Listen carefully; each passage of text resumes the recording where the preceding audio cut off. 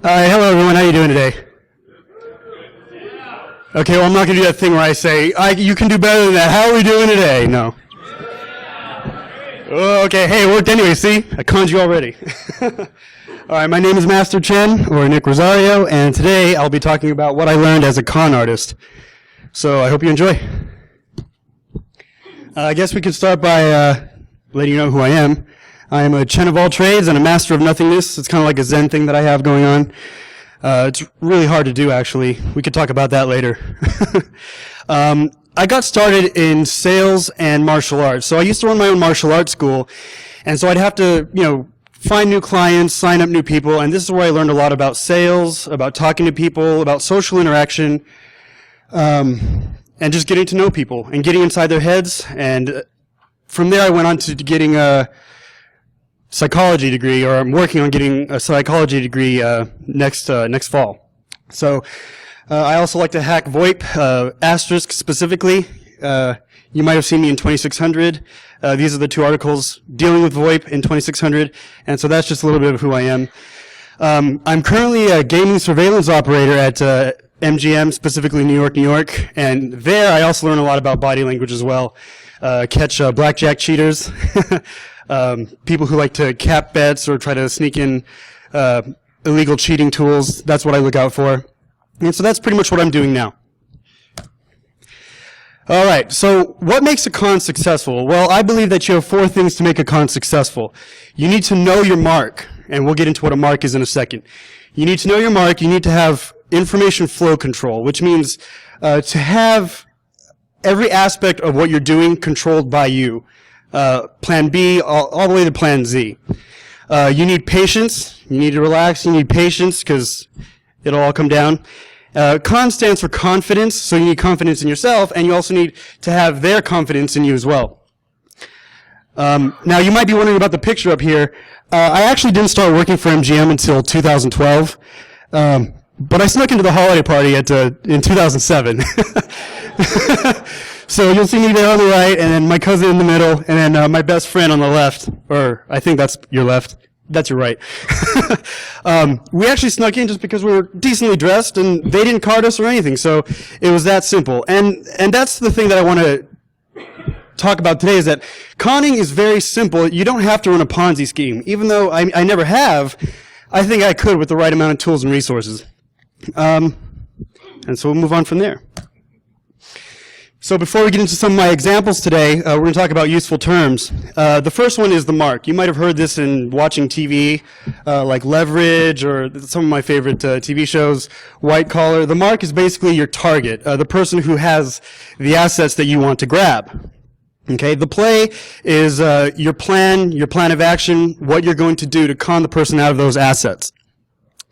The shill is actually the person who is in on the con, but they look like they're just some average Joe Blow part of the audience. So I might have a shill in here or two, I don't know. Okay, so these are not my examples, but these are classic examples of cons. You might know these. You have the 3-card Monty, also known as the shell game or the card game, where you're looking for the queen among three playing cards. Now, what makes this con successful is that you have the shill who's in the audience pretending to look for the queen or the shell under the cup, under the cup. And so they'll conspire with the mark when really they're conspiring with the con or the dealer. And actually, I see this a lot on the Vegas Strip. The cops bust them all the time. They pull out their fold-out tables, and they do like a really quick 3-card Monty. And when they see the cops coming, they'll run, I see it every day. Well, I used to. They don't play so much at night, like 3 in the morning.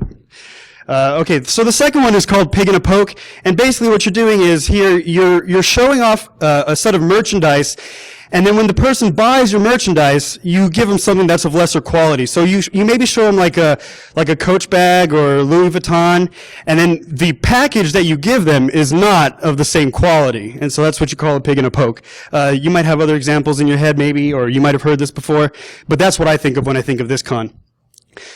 The third one is the bait and switch. This is also another classic con. It's similar to number 2, the pig in a poke, but it deals with advertising method. So the advertisement gets you into the door, And then after that, they'll take that deal away and give you something else that's either of lesser value or just something that they wanted from you in the first place. So I actually have an example of the pick and a poke. Or not pick and a poke, I'm sorry. The bait and switch. Yeah, there you go. 1 second.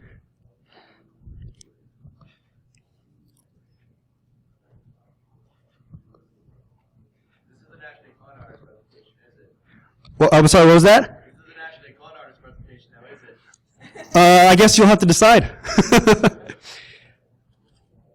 All right, so this is a classic bait and switch.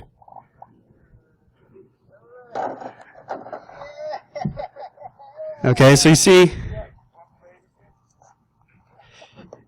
what's supposed to happen. And the dumbass puts on the blindfold. They switch. And there you go.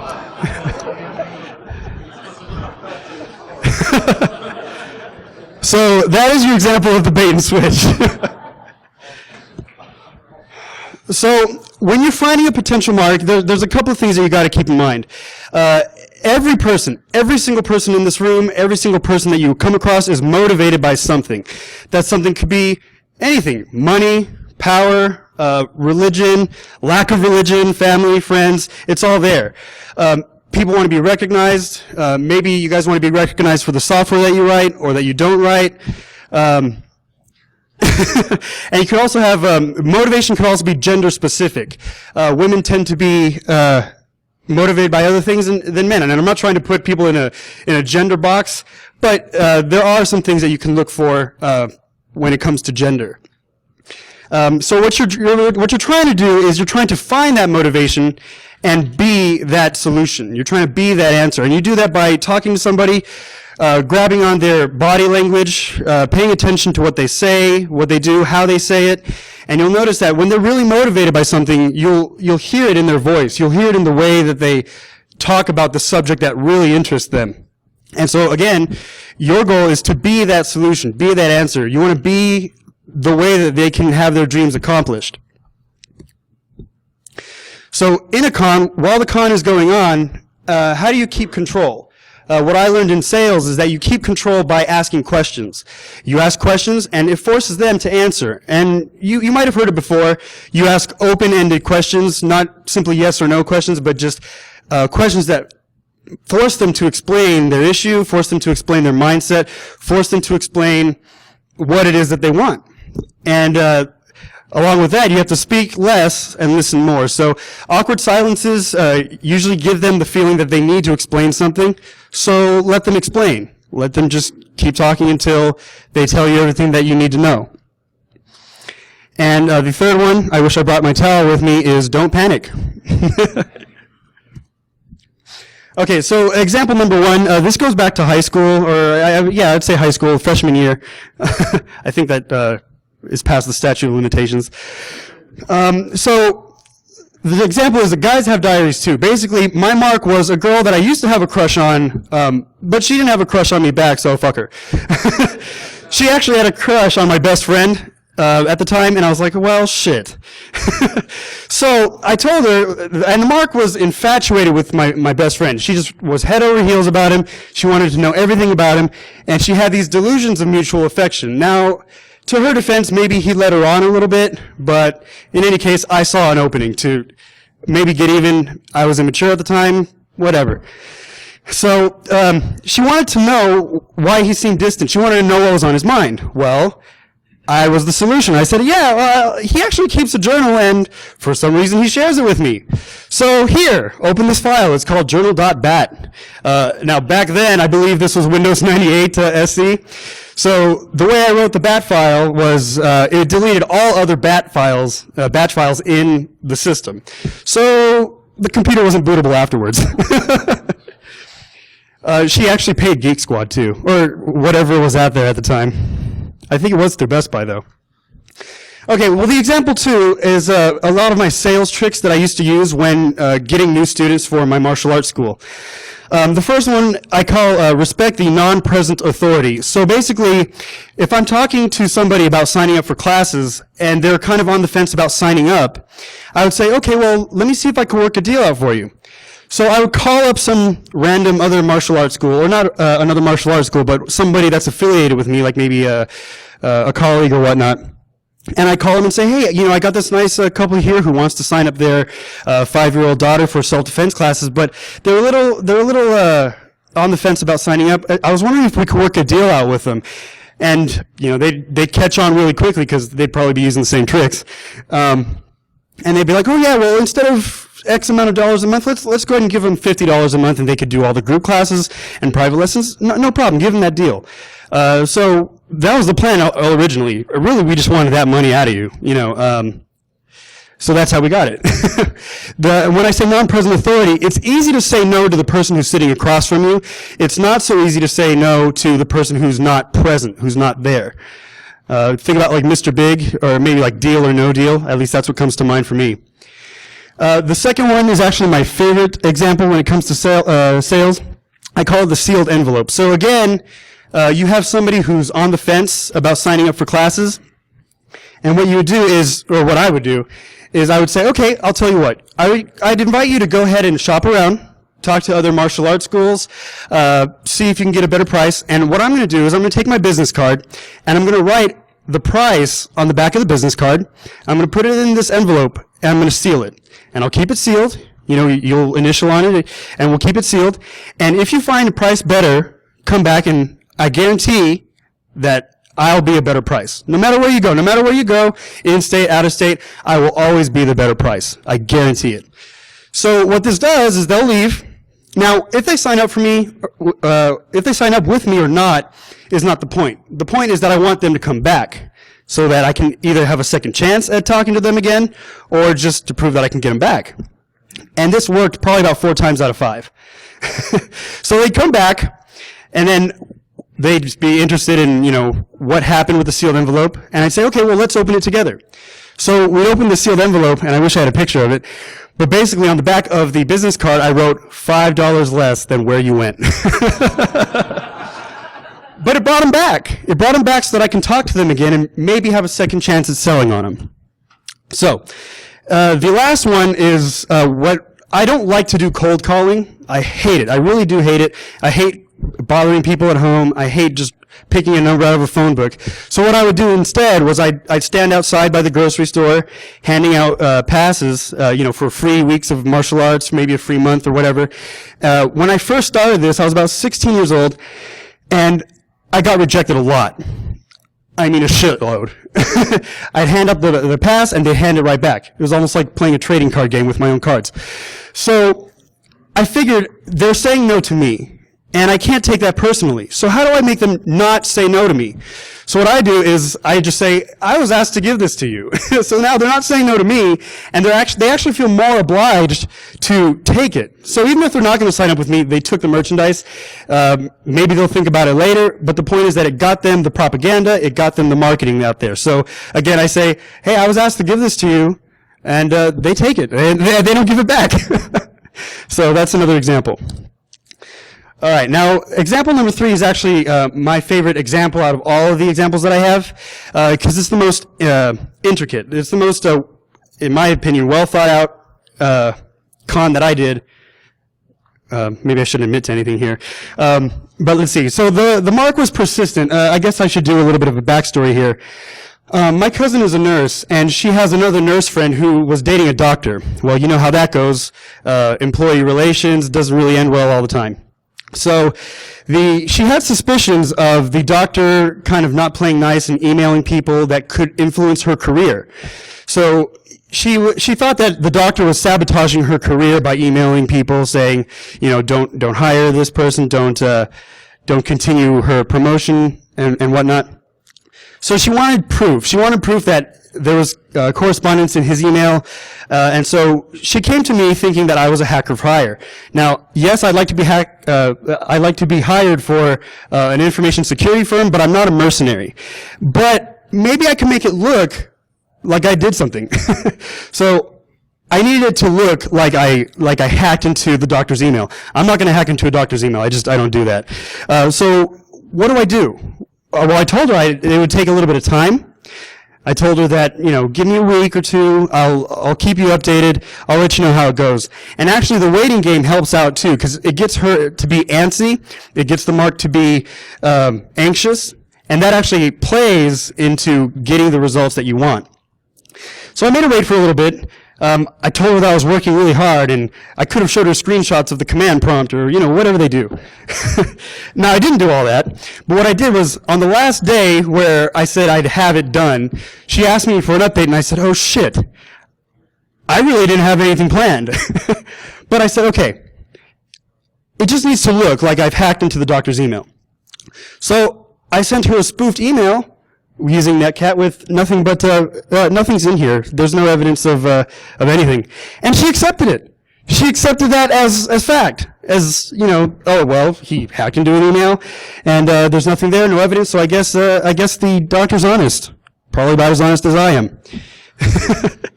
And so that's how that turned out. And she even paid me for it. And it's been so successful that she was actually at my house 2 days ago, so that I can fix her computer.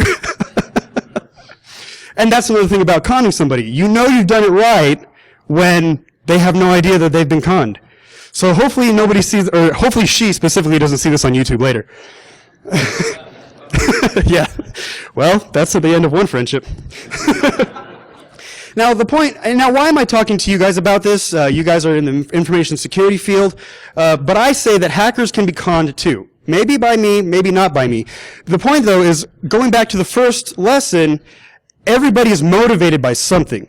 What is that something for you?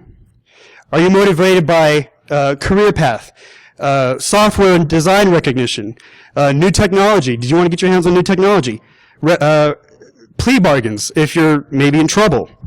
How do we con you guys into doing things that you might not normally want to do? And so this is more of a rhetorical question for you guys. It's a little bit of introspection. My point is just, everybody can be conned one way or another. Find the motivation and be that answer. And that's really my bottom line. So again, here's some of my recurring lessons. Every single person is motivated by something. Fix it, know it, use it, be it. Technologic. Well, I had that song in my head. I'm sorry. I don't know if I explained it correctly in my examples, but the second point is very important too. Information flow control at every point. So think about like a man in the middle. You control what the mark sees. You control what the mark doesn't see. You control when they see it. You control how they see it. And that's what makes a con successful. Really, that's it, is that you control every aspect of information. Maybe you call it a smoke screen, again, man in the middle, however you want to term it, but that's what it is. And what makes conning somebody really successful is that people want to see results, so much so that they might ignore their skeptical or critical side. So why do we go to magic shows? We go to magic shows knowing that we're going to be deceived. So automatically going to, like, let's say Penn and Teller or Chris Angel, which really isn't a magic show, by the way. It's a Cirque du Soleil show with a whole bunch of flipping. Just in case you guys are interested, don't go to that one. I would suggest O or maybe Zumanity. Professional experience. So, but yeah. So why do we go to a magic show? Because we want to be deceived. We want to be conned or deceived in a way. We want to see that illusion. But the point is, you don't have to go to a magic show to be deceived. You go to a magic show expecting to be deceived. But where else are you deceived that you don't expect it? You know, sales, maybe, but you also have what's called swindling. What's the difference between swindling and sales? Well, with sales, you actually get a product in return, a product or service in return. Swindling or conning, you give them the money and they walk. They sell you snake oil and they leave. And then you call up saying, where the fuck are you? And they're nowhere to be found. They've closed up shop and they're out. So, these were my references. The one on the left is called Mind and Manipulation by Dr. Ha Ha Lung. Oh, formatting got messed up. It's okay. And then the one on the right is probably a more familiar book for this community, the social engineering book. So that's pretty much what I have. So.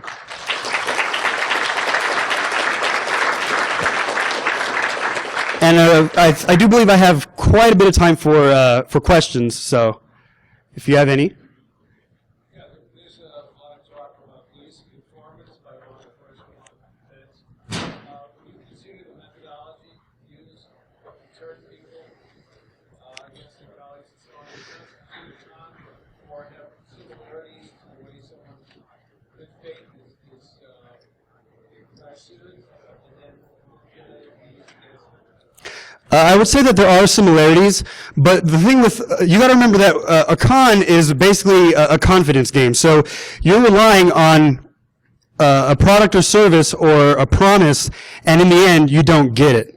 So if you're trying to turn somebody, like as an example, you're trying to turn a double agent or whatnot, you have to promise something that at least they believe they're going to get. And that's probably where there's a little similarity and maybe a little bit of difference there as well. So I actually don't work in law enforcement, although with gaming surveillance, I do see the FBI quite a bit. Any other questions?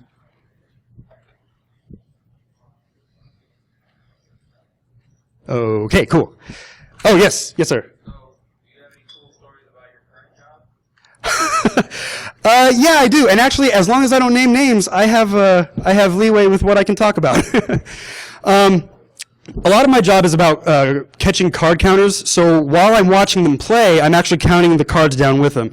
And that's really the easy part of the job. The hardest part of the job is trying to catch somebody who's using a device to help you, or to help them win the game. So what I'm saying here is, and I don't condone card counting, but I'm going to tell you right now that it's not illegal. So if you do it, the worst thing that's going to happen to you is that you're going to be kicked off the property or at least barred from the table. They won't let you play blackjack anymore. So if you want to count cards, you didn't hear from me, but it's not illegal. But what is illegal is using devices to help you. So if you have a card counting app on, like, let's say your iPhone, I don't know the specific name of it, but there's one where if it's a high count, you tap the top of the touchscreen, and they usually have it on their lap. And if it's a low count, you tap the low part of the touchscreen, and then it lowers the counts for you, and then it'll vibrate according to how you should bet. It's actually pretty sophisticated. I'm an Android guy, so fuck that.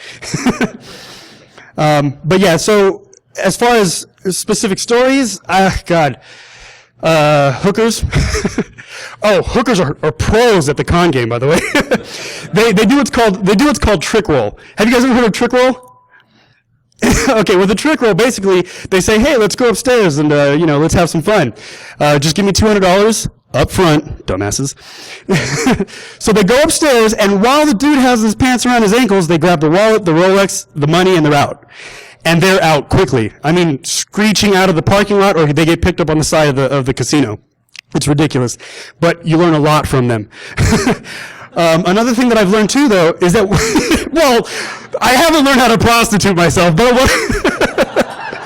but I've learned how to, I've learned what to look for. And speaking of which, I've also learned something that's kind of a side note, not really about conning, but if you ever see two people get into a fight, I found this really interesting, which is why I'm sharing it. If you see two people get into a fight, and from the surveillance equipment, one of them starts walking away, stick with the person that's not walking away. Stick with the person, keep an eye on the person that's standing there. Because 9 times out of 10, the person who walked away is not done fighting, and they'll come back. They'll come back to argue more and start more drama. So that, to me, I found that kind of interesting. It's a good way to analyze body language and going down that path. So, any other questions about anything? Absolutely. After my time, we can definitely talk a lot more. So, you had a question, though, sir? Shaolin martial arts, Shaolin Kempo. I don't know if you saw the penguin. I love Tux, and I put the Shaolin characters on his stomach. I love the monks. I actually trained with them in China in 2006 for about 2 weeks. And then we actually have an exchange where we go out there every other year, and every other year they come here. We fly them out here to train with them once a year every summer. So that's kind of cool. So I train with the monks, and then I go to DEF CON, or B-Sides. Any other questions? If you catch somebody, do you have a hammer in the bedroom or a knife? Okay, actually, here's a little bit of Vegas history. We don't have that anymore. But I will tell you that the last mob-owned casino was the Stardust. Everything nowadays is corporate. So you have two major players on the strip. You have Caesars Entertainment, which is where Black Hat is, and then you have MGM, which owns the other half of the strip. So, like I said, I work for MGM, and I'm at New York specifically. By the way, I'm not working tonight, so if you go there and count cards, it's not my fault. But I have other people who are watching. But you have MGM, I'm not going to name them all, but you have MGM, Aria, New York, Mandalay Bay. They're all part of the same company. And then you have Caesars Entertainment, which is also part of Harris, I believe. So you have Caesars, Venetian, yeah, exactly. So that's I find that interesting. But no, to answer your question, no more hammers, no more rubber mallets or anything. Any other questions? Yes. Of course. Maybe this should have been this should have been an underground talk. But this was my first speech, so I submitted to Proving Grounds. As long as you're promising something that you can deliver, it then becomes more of like a contract situation where you have consideration and acceptance. And I took a course on tort law, so that's just something that I remembered. But that would be something that makes it somewhat legal, but don't quote me on that because you are still conning somebody out of something. Exactly. Thank you, sir. Yes, used car sales, I would say that's a con game. I really would. Because they're promising something and then, in my experience, it's subpar. It's not really what they're promising. And it's legal. So yes, that's your example, used car sales.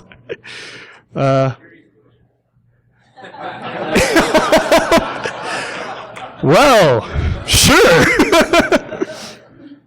Any other questions? Or, we can talk after as well? Yes.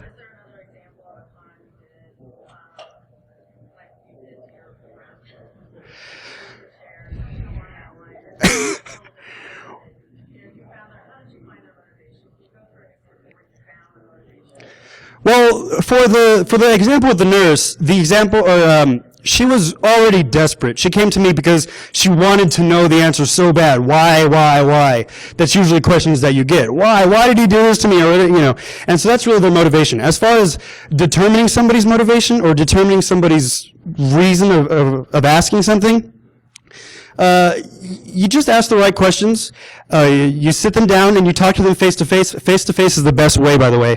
I know that a lot of social engineering can be done with the phone, but what I do is when I talk to somebody face to face, I can pick up on their facial expressions, their micro expressions, body language, and things like this. And then from there, I can see maybe what they're not telling me verbally. They're telling me in another way.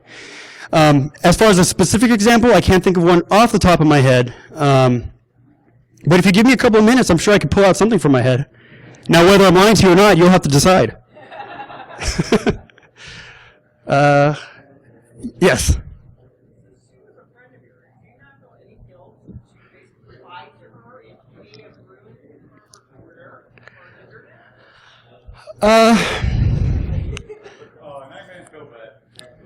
You did kind of make me feel, but I am very sociopathic. No, I do feel a little bit of remorse, but the same question is, would I feel worse hacking into a doctor's email, potentially violating HIPAA or some other regulation that I don't know about, and then, potentially really getting myself into a lot more trouble. And maybe I am doing this in a way of self-preservation, but at the same time, I'm kind of looking at the lesser of two evils.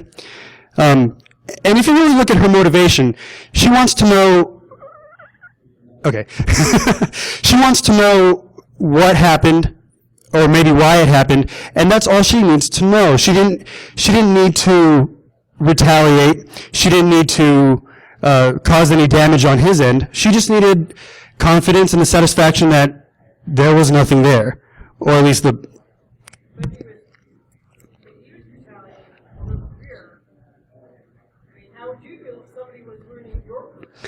Well, looking back, see, and that's another thing, we still talk, and that's a good question, but she's actually going for her MCAT in about 3 weeks, and her career seems fine to me.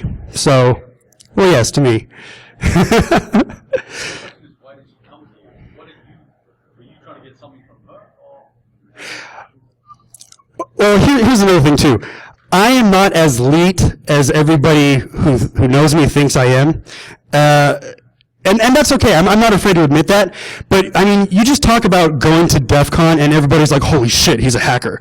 You know, and so they say, well, can you do this? Can you do that? Or they see a movie and they're like, well, can you do this? And can you do that? And really, that's how she approached me, is I heard you're really this and that. Can you do this and that? And I said, well, we could try. So, I think I'm out of time, but I can answer any of the questions right outside. I have no time limit, so